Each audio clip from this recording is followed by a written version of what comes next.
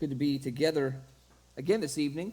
Grateful for the opportunity to open up God's Word and gain insight and understanding as we draw closer to Him. And the more we understand our Lord, the more we can see how He has made us in His image and strive for those traits and those points of interest and points of striving for that we might develop in our own way, our spiritual strength and commitment, that we're more like Him every day. And one of the things that something maybe is a question that pops up in our minds, as we know that we have no doubt the human experience is filled with a sense of humor. That's part of what being human is being able to understand things like irony, things of absurdity, and just even having a sense of joyfulness that we can see how beautiful things are to such an extent that we almost can't help but laugh and enjoy just the pure splendor and goodness of things that fill us with such a explosive feeling that it comes out in a sense of laughter in some way. And that's what we're going to deal with here briefly this evening. There was actually a question left in the suggestion box, and the question was, does God have a sense of humor? And we're going to look at that briefly in our studies here this evening. And the short answer to that is yes, God does have a sense of humor. Absolutely. We were made in His image, and the reason that we have the ability to uncannily identify and have the ability to laugh comes directly from God. Yes, God Himself speaks in the Bible of laughter. In fact, Ecclesiastes chapter 3 in verse 4 says there is a time to laugh. And maybe that's when we sometimes miss the point of God's laughter, because He's not laughing all the time. Certainly He's not someone who's just has the constant image of Him just laughing and being in hysterics and falling over himself double. That's not the image of God we have in our minds. But notice He says that there is a time for it. And that's something I remember even my grandparents, I know they always instilled this in me. They said there's a time to be serious and there's a time to laugh. And you got to know when the time is for that. And Ecclesiastes reminds us there is a time, just know when it is. And God uses humor throughout the Bible when there's appropriate time for it. And maybe that's why sometimes it's hard for us to see it, is because obviously all of His traits boil down to two very important, serious, sober-minded truths, and that is we are going to live on, at least the soul is going to live on in eternity. And there's a serious consequence, obviously, if we fall in the wrong category, that there's either life or there is eternal death and punishment and torment. And there is nothing more serious that a person could think on and contemplate. That's what the Bible wants us to think about, and it's a serious subject. But even along that path, we find God does use humor to get His point across.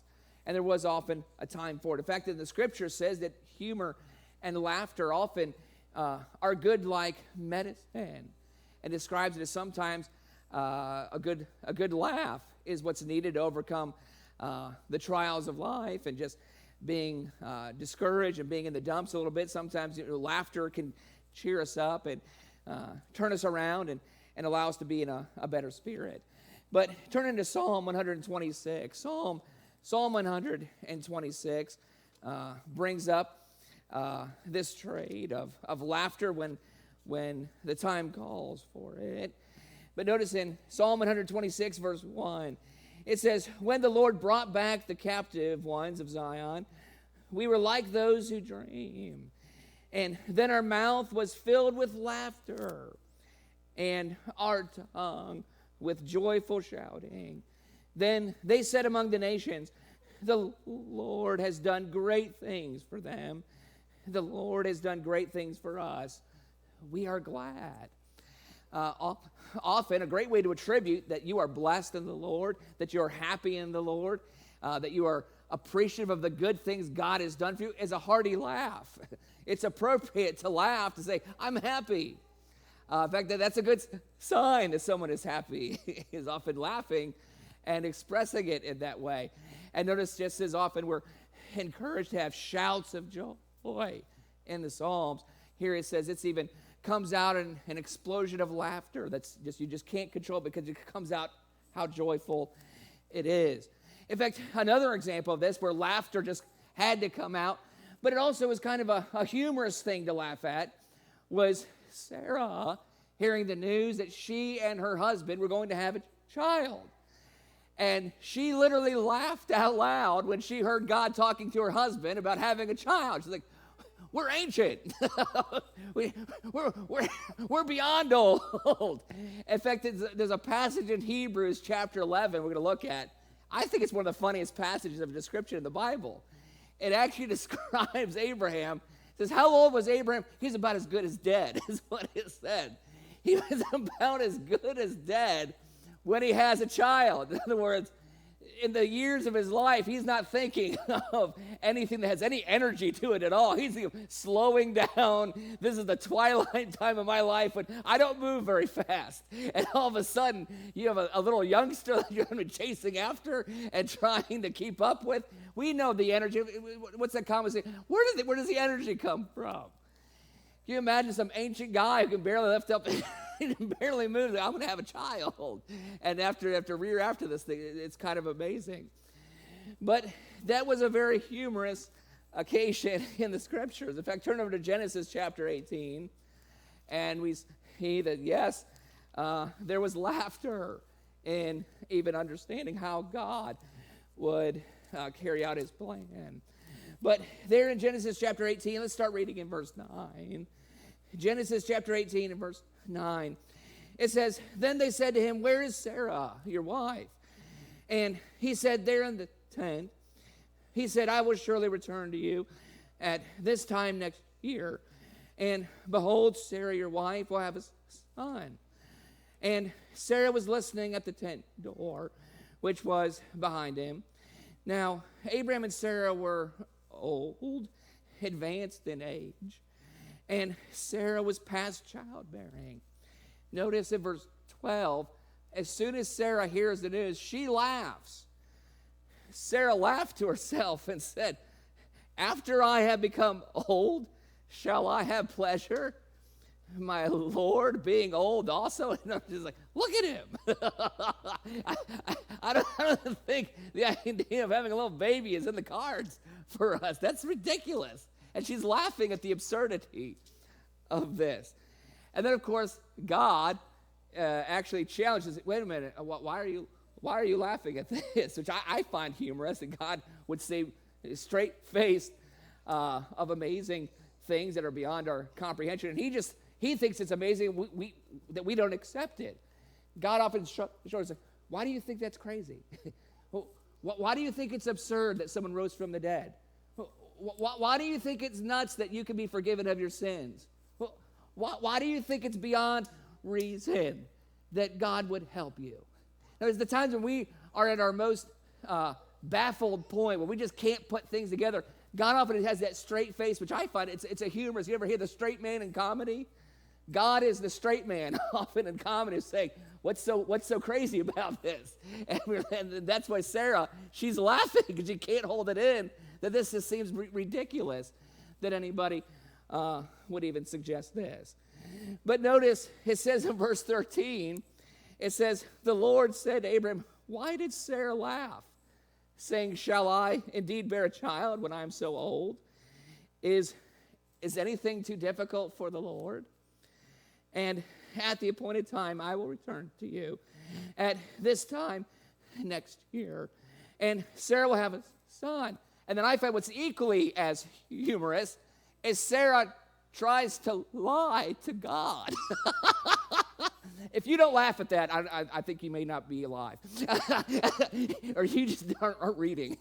That is hilarious. Someone who God catches your red hand. Why did you laugh? I didn't laugh. I don't know what you're talking about. You didn't see anything. And he says, no, you did laugh. It's hilarious. That is one of the funniest occasions in the Bible of someone saying, God, there's nothing here. There's nothing behind my back. I see it right there. And that's kind of humorous because in verse 15, Sarah denies it.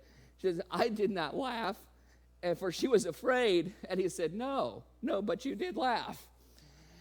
And to her amazement, she has a child, just as God says. And there's a reason she names him Isaac. Isaac means laughter.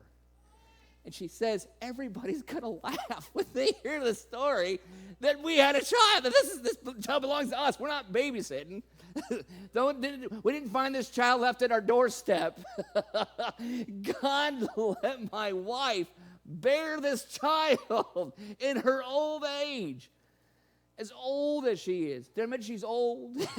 That's the common theme that keeps going back over again. That's why it's so funny. It'd be the equivalent of watching somebody, a 100-year-old individual, you'll win in the decathlon. What? How is this possible? What on earth is going on here? But notice over in Genesis chapter 21, and that's the story that she gives. In Genesis chapter 21, verse 1, it says, then the Lord took note of Sarah, as he had said, and the Lord did for Sarah as he had promised.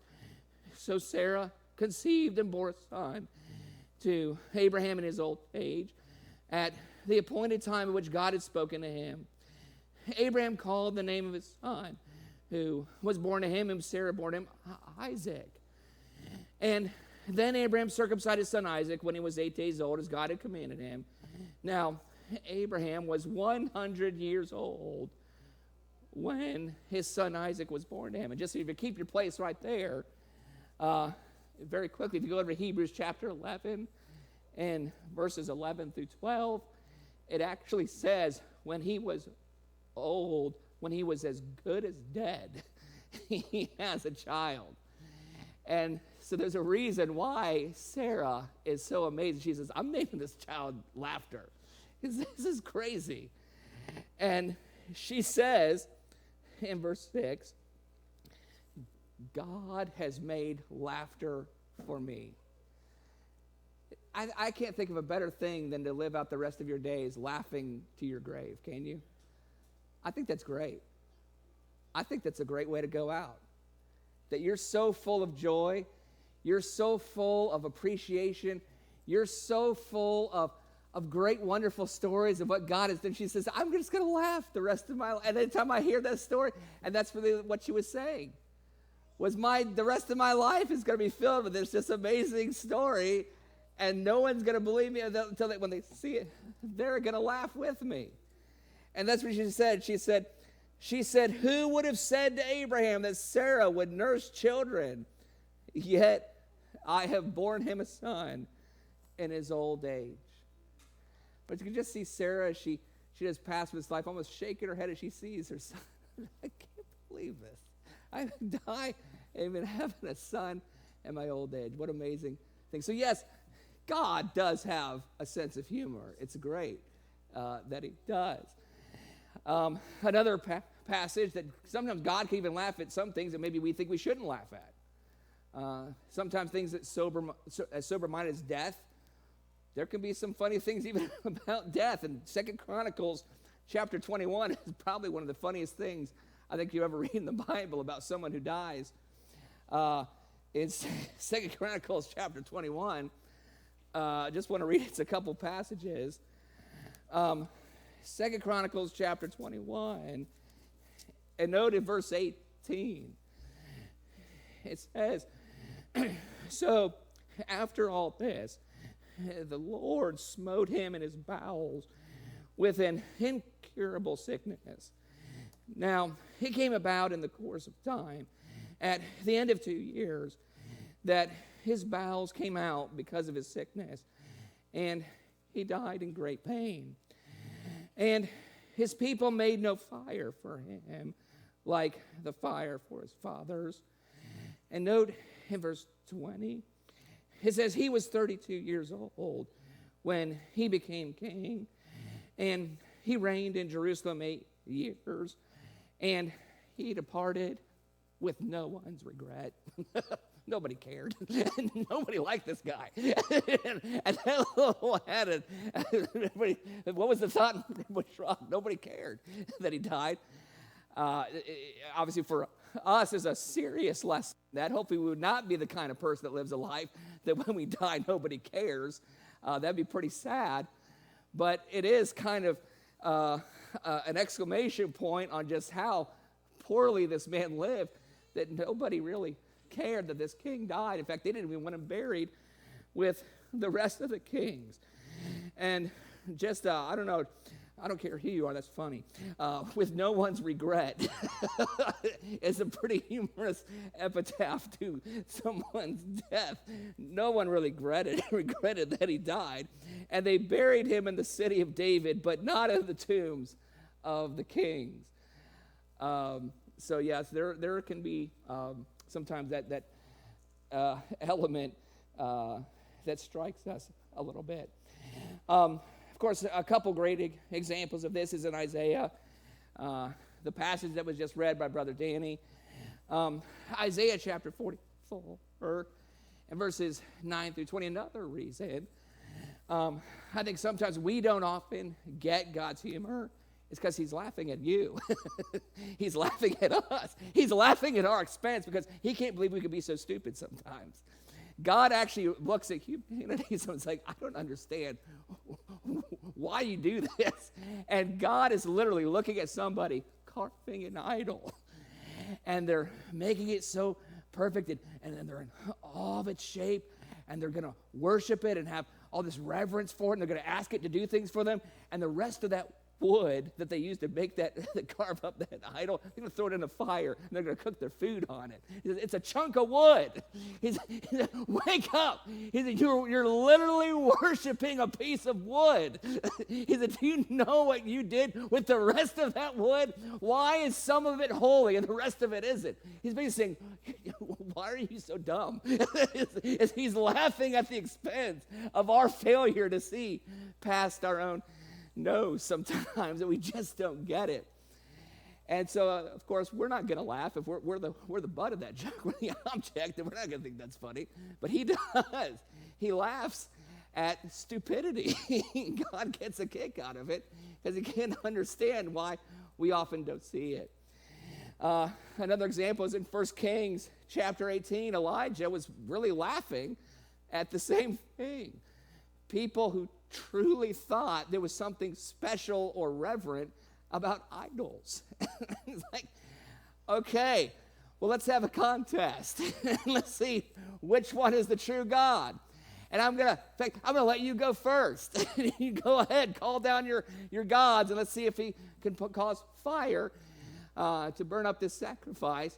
And of course, the gods aren't listening, and he's literally making fun of them. He can't get enough. He is rather enjoying the fact that they look really dumb. And he's calling them out. You guys are idiots, is what he's saying. I don't understand how you can't see it. And he's mocking them. And sometimes we need that. Sometimes we need to be mocked about how foolish and ridiculous we are when we can't see it. And that's what he was doing. And sadly, in our PC culture, everybody's so sensitive, you can't do that as much anymore. But it's a great tactic that was used in the Bible, was to do that, to call upon the absurdity of our own deficiency when we need to be woken up and say, seriously, you got to see how inconsistent this is. And that's what he was doing. In 1 Kings chapter 18, and notice in verse 25, it says, so Elijah said to the prophets of Baal, choose one ox for yourselves and prepare it first for you or many. And call on the name of your God, but put no fire under it. So it says that they started calling out, said, Baal, answer us. And it was silence. And they keep crying out. It said they kept weeping. They were jumping around on the altar trying to get Baal to listen to them. And Elijah just lays right into them. He says, actually the word of verse 27 is Elijah mocked them. He's making fun of them at their expense. And he says, call out with a loud voice, for he is a God. Either he is occupied or gone aside, or he's on a journey. Perhaps he is asleep and needs to be awakened. That's hilarious. That is probably one of the funniest things you'll ever hear a prophet saying. Maybe the reason your God isn't answering is maybe he fell asleep, which is he's going right for the throat in terms of how just ridiculous this is. And let's just pause for a second and recognize, hopefully we all can be sensitive to that, to recognize sometimes we are ridiculous. Can we at least agree that sometimes we are ridiculous? We take ourselves way too seriously, I think. I think we think we're way too important to be able to be called out sometimes. And sometimes we need to know not everything is the best thing to do. Not everything is the right thing to do. Not everything is the smart thing to do. And when we continue to make the foolish mistake over and over again, sometimes maybe being jabbed a little bit to see just the foolishness of it is just what is needed, and God will do that.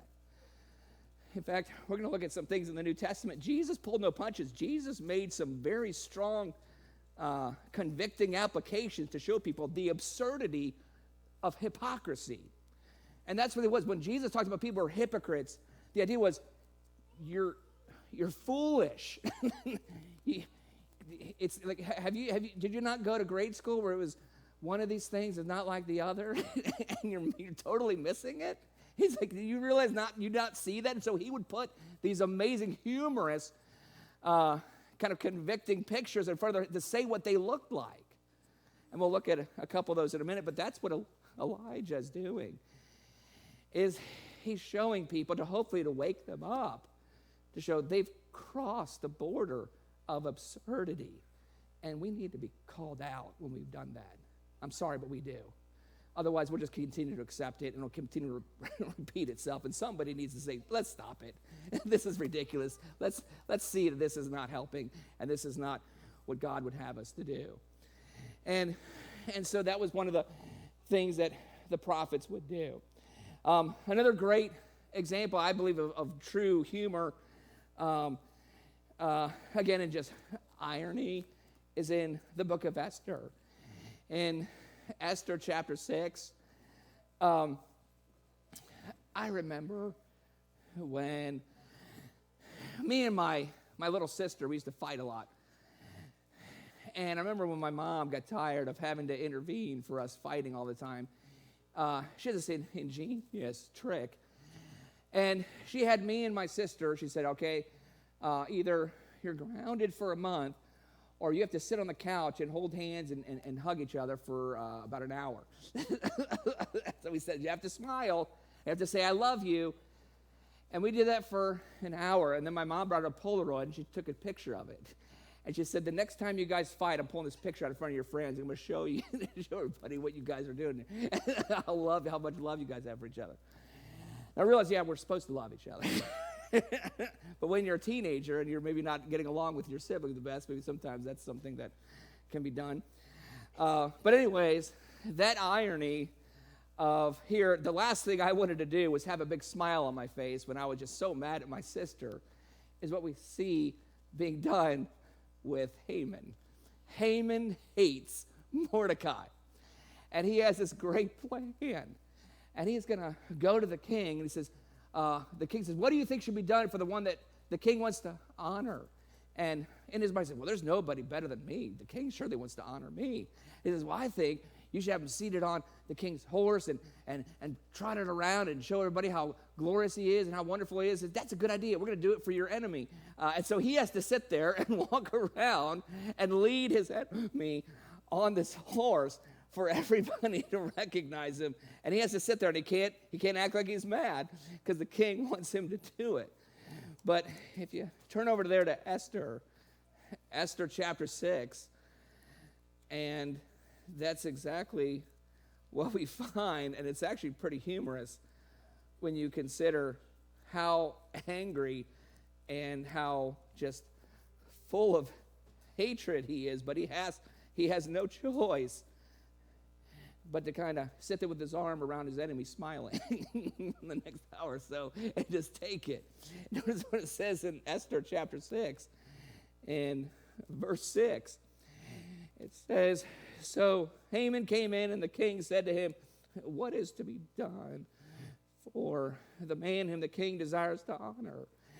And Haman said to himself, who would the king desire to honor more than me? And so he has this great plan. And he says, you know what? I think the man of the king desires honor. Let him bring a royal robe, which the king has worn, and the horse on which the king has ridden, and on whose head a royal crown has been placed. And let the robe and the horse be handed over to one of the king's most noble princes, and let them array the man on whom the king desires to honor, and lead him on horseback through the city square, and proclaim before him, this is the man the king wants to honor. And so then in verse 10, it says, then the king said to Haman, take quickly the robes and the horses you have said, and do so for Mordecai. So not only is Mordecai the one who's going to be honored, Haman has to lead him around and tell everybody, this is the man whom the king wants to honor. And he's literally being forced into a situation that he absolutely hates. And of course, as soon as it's over, he runs bawling his eyes out. You can't believe what they made me did to my enemy. And I have flashbacks, just whether I had to sit down on my couch with it and sit there and have to say all those things. It worked. We love each other now. But parents, make no mistake, your kids are going to fight. And you're going to have to sort through that. And it can be funny sometimes how you deal with that. So I don't want to hear this, oh, my kids don't fight. That's funny. So anyways, that's plenty of Old Testament examples. In the New Testament, again, it's just filled. Anybody here planning on watching Home Alone? When that scene, when the mom goes, Kevin! Anybody going to be like, oh no, poor Kevin. What's going to happen to him? Usually we laugh, right? We because it's a comedy and it's hilarious. It's a hilarious premise.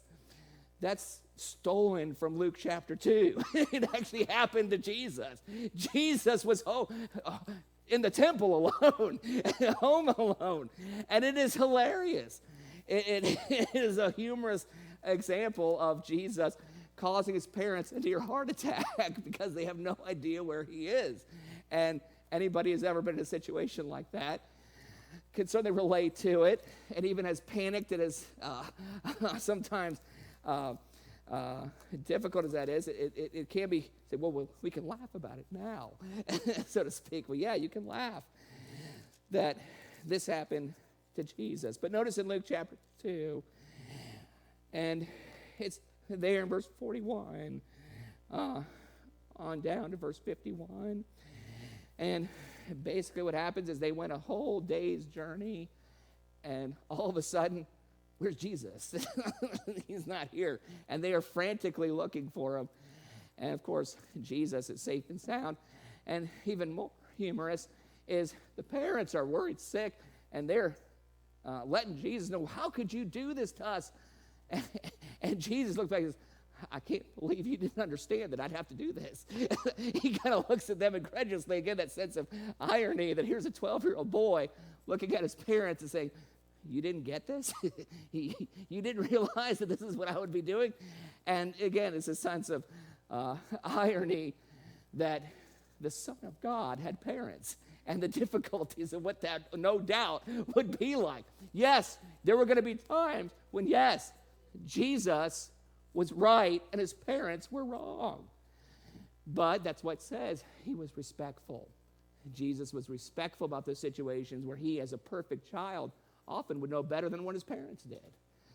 And that's an example. And it's kind of humorous to see a 12-year-old boy who's actually telling his mom and dad, well, I know exactly what I'm doing. I'm kind of surprised you didn't. And that's what he says. Notice in verse 48, that's the humor, is the irony of mom and dad scolding Jesus. And notice what it says is when they saw him, they were astonished.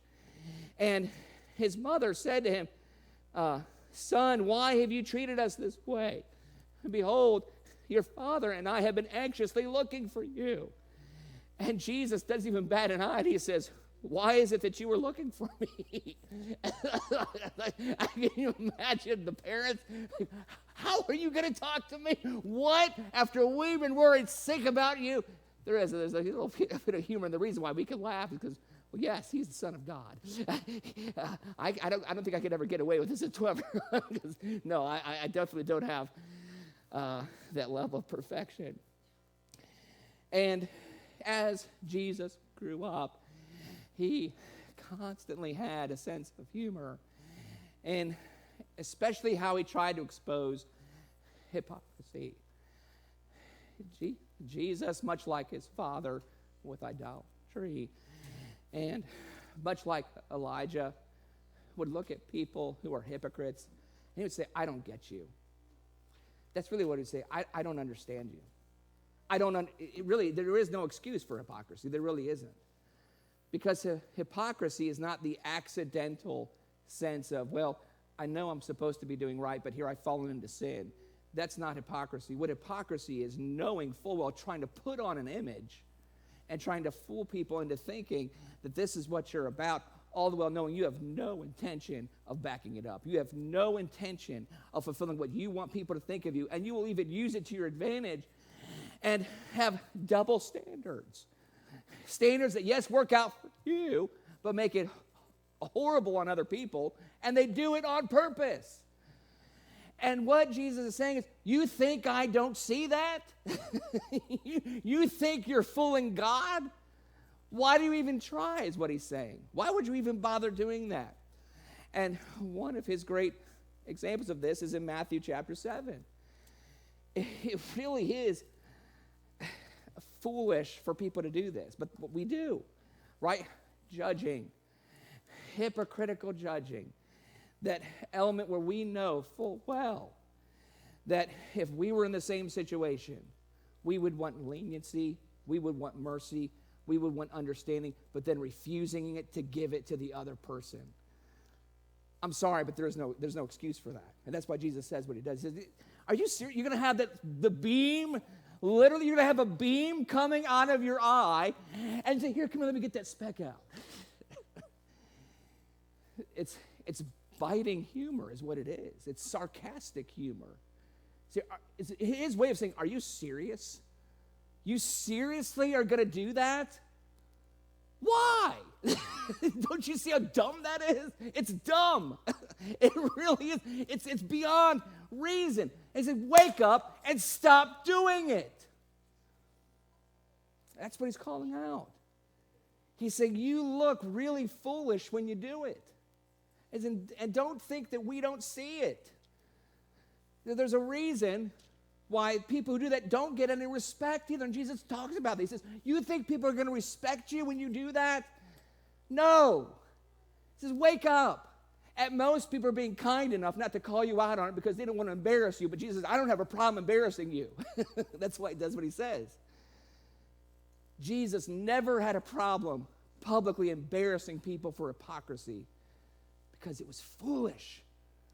It makes no sense because it's the absolute intent to fool people to thinking something about us that truly is not accurate because we want praise, because we want accolades, because we want people to look at us as being important.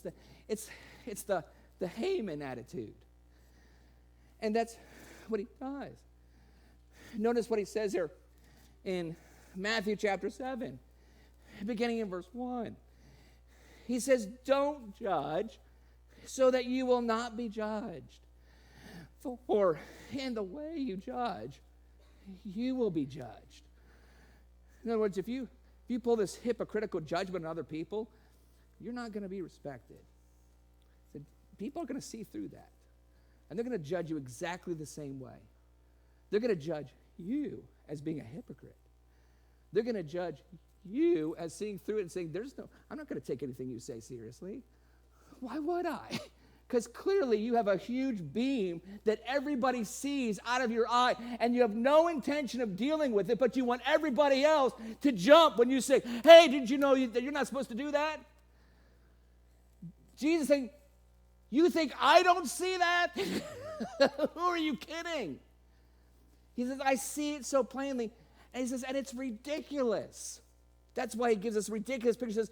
He says in verse 4, or notice in verse 3, he says, why do you even do this? He said, why do you look at the speck that is in your brother's eye, and you seriously don't see the log in your own eye? That's kind of the tone he's having here. You seriously don't see it? He's like, no, I know you see it, and I'm calling you on it, and I'm not letting you get away with it. And so he's going to almost in humiliating fashion say, stop it. Stop trying to pull this game that you're better than people.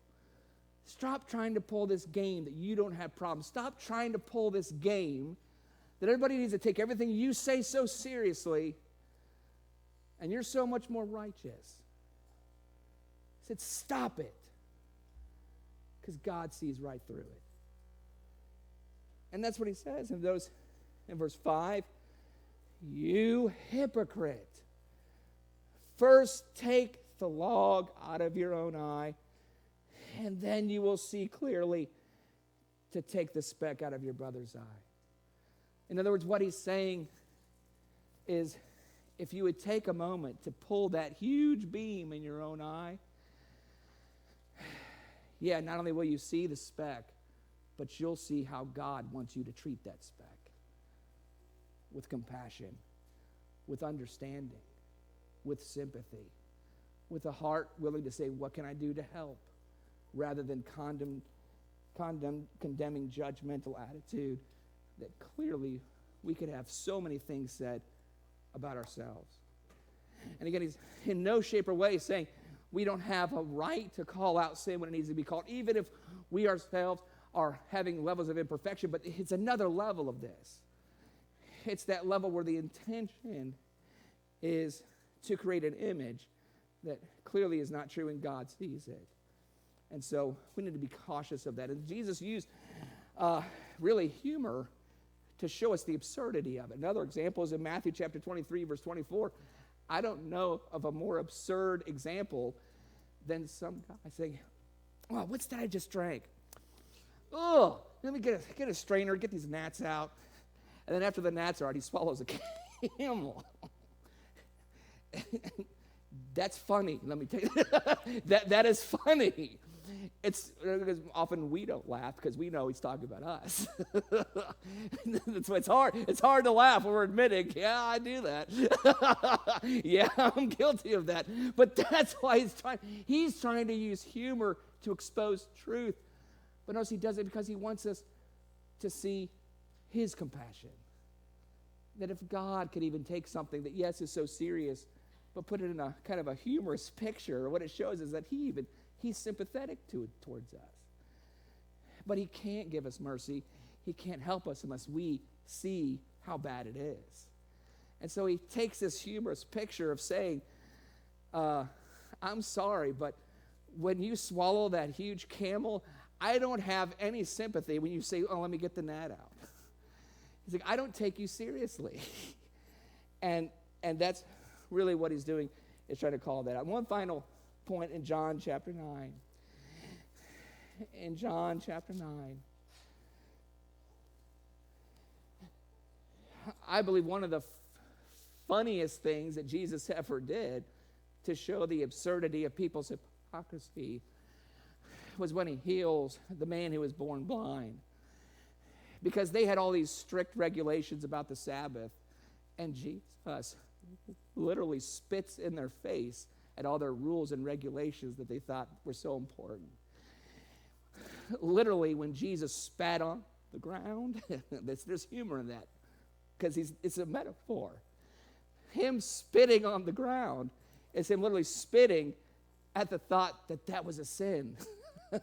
Because people told people, if you spit on the ground, well, that's potential irrigation. Because that water, if it gets near a piece of grass or some seed, and that starts to grow, you're guilty of farming on the Sabbath. Isn't that ridiculous? That's absurd. And people took it seriously. Jesus, when he spits on the ground, he's literally spitting at that idea. That's ridiculous. That's spitting as a sin. I spit anywhere I want on the Sabbath. He spits on the ground. Then, the other thing, you couldn't do this on the Sabbath. You couldn't move your hands. So if you make bread, you did this with your hands, and that's working.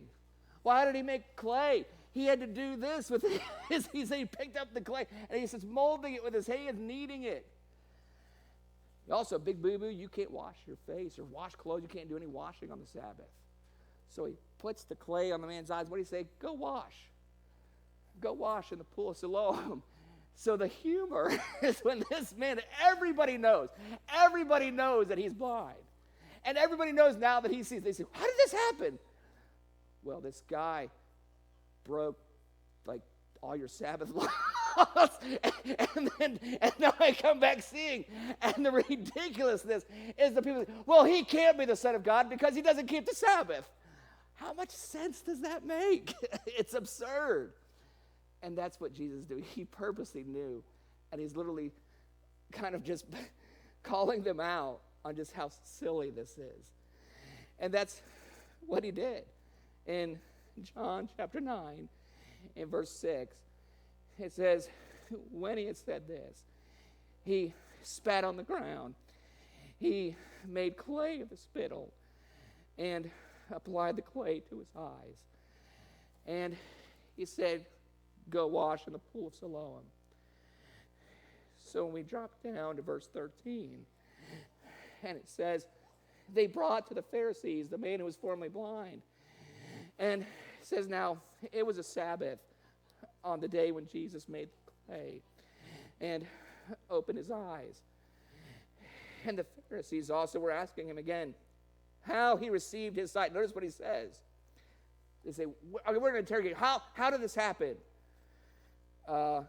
He spat, made clay, he put it on my eyes, he told me to wash it, and now I see. And they say, well, this guy's a sinner. I'm sorry, it's funny. That is hilarious because it shows that they've abandoned logic for madness because they absolutely hate this man. And when they have allowed their hatred to grip them so much to the point they can't even see the truth. And sometimes we need to be exposed that way. Because, yes, in the end, the spiritual implications of these things is no laughing matter. And it's right. There is nothing to laugh about the implication of where this puts us. But as we've looked in the scriptures, and we know of ourselves, sometimes we just don't see it. Sometimes I know I don't see it. But I tell you, when I look at the biting way that his sarcasm comes through when he exposes me, I see it. And I appreciate it, and I get the point. Because then I realize, oh, you had to be that graphic, and you had to be that bold, and you had to paint it that sharply of an image, because I don't see it. And when we do, hopefully the attitude is that we humble ourselves. And that's what's so amazing about the compassionate way that Jesus teaches. He doesn't teach these things to humiliate us. He does it to help us. He truly wants to help us. And one final passage we'll look at that, again, oddly enough, Jesus uses humor to try to get to the point of how serious our situation is. And my favorite example of this is the example of the rich man and Lazarus. It really was humorous what Jesus is saying. Oddly enough, it spins to something very serious. Because what is humorous about this is Jesus has been teaching all kinds of lessons about how bad it is when we idolize money. And what happens when religious people idolize money, we actually think that because we have money and because we have things, that we must be right with God and everything's fine. And the Jews thought that. The Jews thought, well, we have all kinds of money. You're telling us that it's a sign of greed, and we have to watch out for greed, and we have to be careful of covetousness. They said, what are you talking about? We have all these things. They told themselves the reason we have these things is God is blessing us. So isn't it kind of humorous that when Jesus says, well, let me tell you a story about two people who lived. One guy was horribly broke, had nothing, and the guy was a rich guy. And when they both woke up, the rich guy goes to hell, and the poor guy goes to heaven. That was a bit of humor, but to hit something very serious. Seriousness that we all are going to face judgment, and hopefully we can let Jesus set us straight on where we see ourselves. Again, that's why Jesus was so hard on hypocrisy, because hypocrisy is often a shield we place around ourselves so we don't have to see ourselves how we really are. And Jesus needs to break through that barrier. That's what he's doing. He often uses these things so that we will see it. Because if we truly are not right with God, Jesus is the only one who can help us, and we need to let him deal with our sin. One final passage, but if you go there to Luke chapter 16, that's the humor, is that he literally has been kind of doing battle with all these people over money. And notice it says in verse 14 of Luke 16, it says, the Pharisees who were lovers of money were listening to all these things, and they were scoffing at him. They were scoffing at Jesus for telling him, you are in dangerous ground. All this money you have, it's getting to your heart. You're being corrupt. It's causing greediness, and you aren't having compassion for those who have little and have nothing, and you aren't sharing. And they were, we don't have to do anything. After all, God gave it to us, and we're blessed with it. This is a sign that we're right with God. Well, really? As Jesus said, this is, hence verse 19. Let me tell you a little story.